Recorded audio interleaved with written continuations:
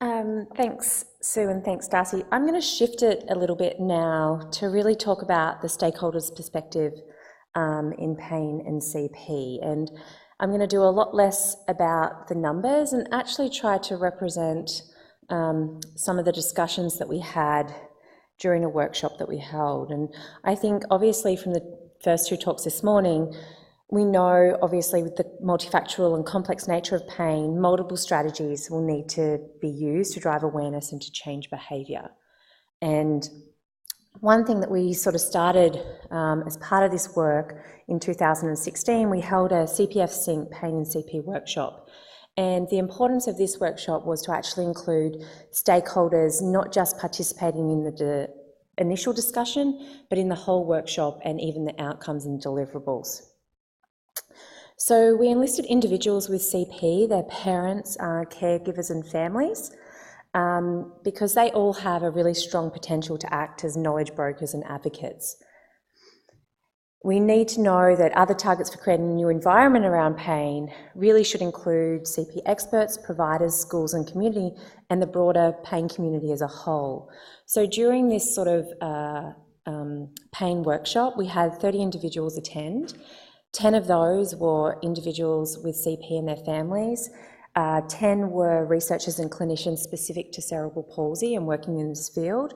And then the 10 others were actually outside of this field, but we were able to learn a lot from this broader pain community. I think there's been sort of exceptional work done, for example, with the Department of Defense in the US, as well as looking at cancer and sort of this broader elements. So we started off the day with a stakeholder panel, and that was really important because it was allowing everyone to actually hear the stories. And so I'm actually going to show a lot of quotes this morning about some of those elements, and you'll see a lot of them cover the themes of the ICF and a lot of them cover all the different things that both Sue and Darcy have discussed. One of the first themes that really came about was this idea of movement, physical activity and exercise and how it actually affects individuals. You know, and I think there's now a wonderful shift actually to focusing more on activity and participation in this idea and actually how these elements can actually improve pain. So this quote is from a young man. He's in his late 30s, and I've been doing PT and training almost all my life. Whenever I don't do my regular routine, I definitely feel it. I exercise and I do activities regularly to prevent back and hip pain. So he's found really great strategies that work for him in this prevention of pain. And something, you know, that obviously Sue just sort of mentioned is hopefully this sort of PT and training has really evolved, and the focus now is on exercise and activities and creating lifelong healthy habits.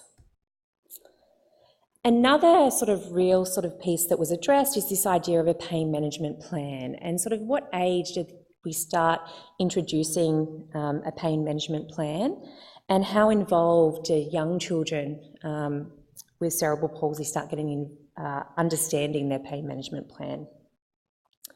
So this quote is from a young lady. She's actually in her late 20s. She's GMFCF's level 5.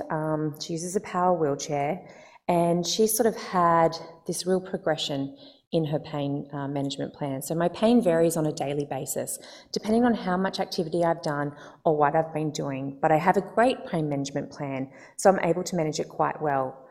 My pain management plan has definitely changed and evolved over time. As I've gotten older, I'm really able to understand and take control.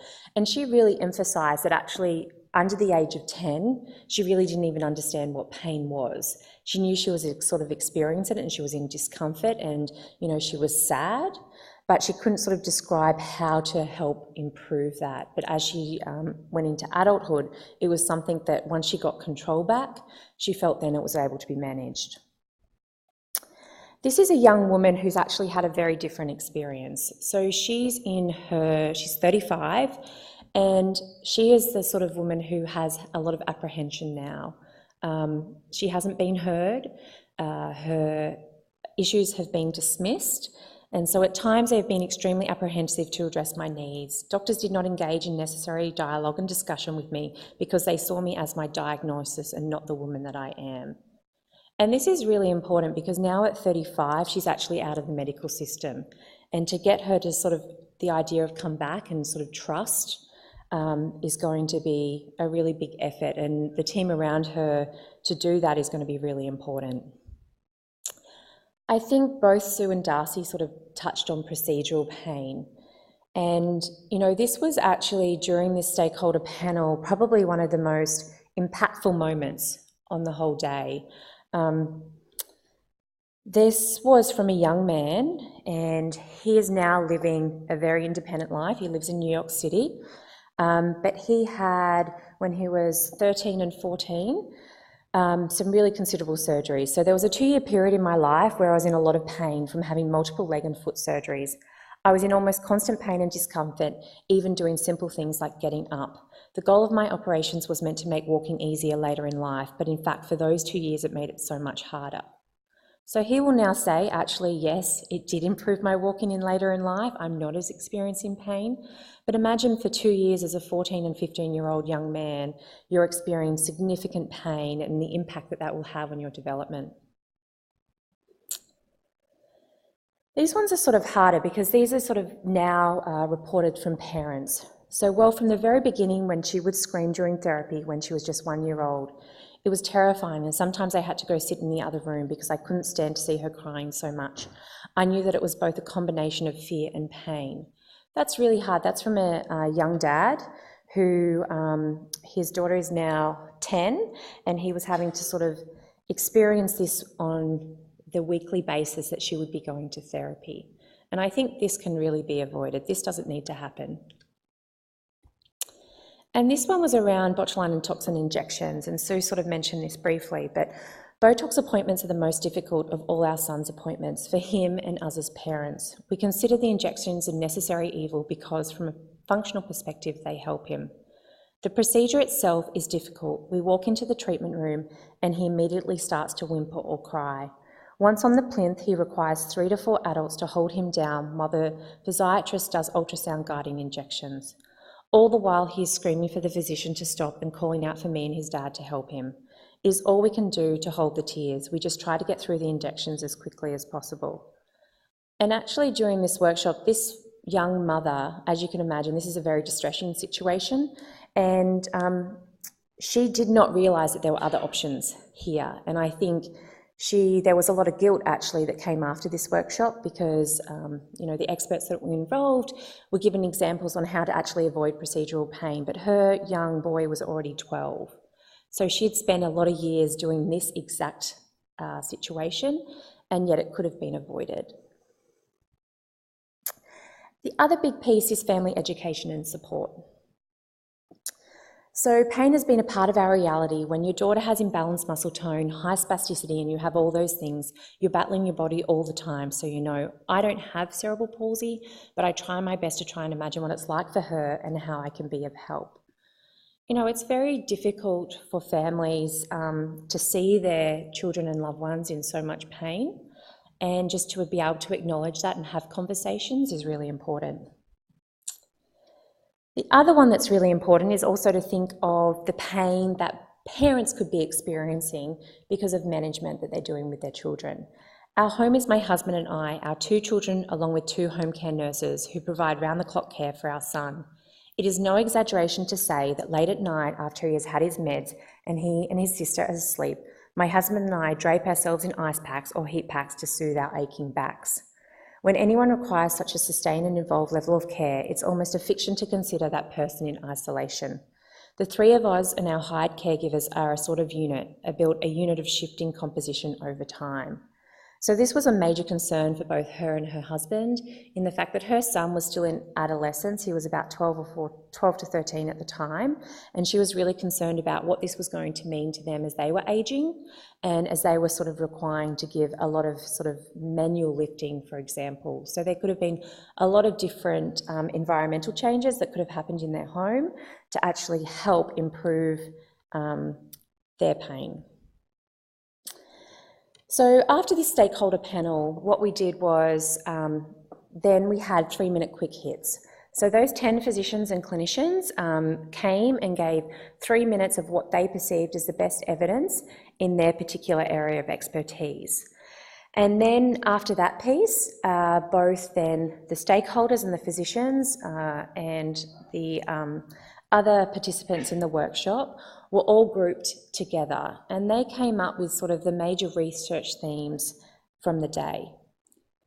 And the top voted ones were pain and health across the lifespan. This couldn't have been reiterated more. And I think, you know, we focus a lot on therapy and potentially surgeries and what's happening in children.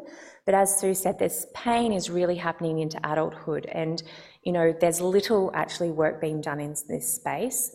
So the more we can sort of do looking at pain across the lifespan is really important. The big one then was prevention of procedural pain, and then creating an inventory for best practices, because individuals with CP and their families didn't actually know what the best practices were. So they just presumed if there was pain during the procedure, that was just the way they had to deal with it. Advocacy by individuals, CP and parent, around strategies. I think we heard an incredible keynote yesterday about just how important stakeholder participation is in research. Treatment, medical versus non-medical. Knowledge translation, so all the work that we constantly do, how do we actually then get it to the people that need it, that end consumer, and then the care pathways that Darcy touched on as well. So what I'll show you now is a little bit of phase 2, which was looking along the lines of this knowledge translation, and it's about creating an online information portal. So what we did, again, really important to engage the stakeholders in this conversation. So we interviewed and did focus groups with families, people with cerebral palsy and the healthcare providers. And, you know, what we realised was that really users go through information mining stages. So they might be not ready to look, so they choose not really to seek out information. So as a physician or a clinician, if you have sort of this individual within your clinic, it might be that you're really sort of imparting information on them, but they may not be ready to hear it yet. So just thinking about then some takeaways that you'll give them. The information seeker, so they want any and all the information and no information is too much. And the navigator, so they look for information relevant to the now and slightly into the future. So this is an example of I want and need it all of most of the time. Sometimes I like to know, what should I be looking for at this point in time, or what should be coming down the road? We have great doctors that tell us things, but sometimes those appointments are overwhelming and I don't know what to ask. So this is, and I'm sure you've all had this example, I'm the mum that goes in with a notebook and a list of 50 questions and then reads everything that I can after. And this is an example of going, okay, how can you support that individual in the here and now? I need information immediately. I have a question about what to do when my hip hurts.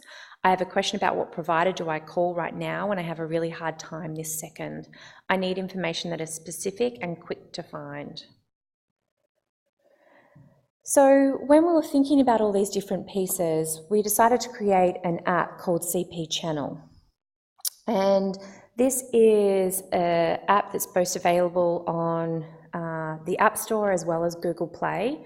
And it's actually a video resource library.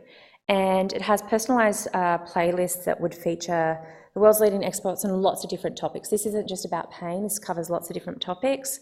It has ambassadors, it has a lot of different videos around young individuals with cerebral palsy, and looking at some of the different projects that we do. And this is an example. And I'll just make sure the volume is going to work. They said it would. Of one of those videos. Hi guys, my name is Shelby Nurse. Hi, I'm Tom Nurse. I'm Shelby's dad. It is scary to go into surgery because you're giving control to someone else. And because I have so little physical control because of my CP, I feel like I have to have control over everything that I can. From the very beginning, when she would scream like a wild banshee during therapy when you were just 1 year old, and it was terrifying, and sometimes I had to go sit in the other room because I couldn't stand to see you crying so much. Pain has been part of the reality throughout. When you have an imbalanced muscle tone, you have high spasticity, and you have all those things, you're battling your body all the time. The surgeries have helped tremendously. For the baclofen pump, my spasms and spasticity are much less. I can do things like feed myself with a spoon, So it's given me a lot more freedom to do things on my own. It wasn't so much just the surgeries, it was actually the neuro rehab that followed with the baclofen, which resulted in having to reprogram her brain. And for a while it was really difficult and kind of dark and sad. And you were very mad because you were afraid and you were lost in your body. And it was very, very difficult. And it was not an easy thing at all. But it was like the ultimate reset button. And now Shelby breathes better, she thinks better, she sees better, she swallows better, she talks better. So it's the return on investment has been phenomenal, but boy, it was pretty tough, wasn't it, Shelby? Yeah. Yeah. My pain management plan has definitely changed and evolved over time. As I've gotten older, I'm really able to understand and take control of my pain management. I just try and focus on that pain is only a small negative aspect of my life. I have so many larger positive aspects.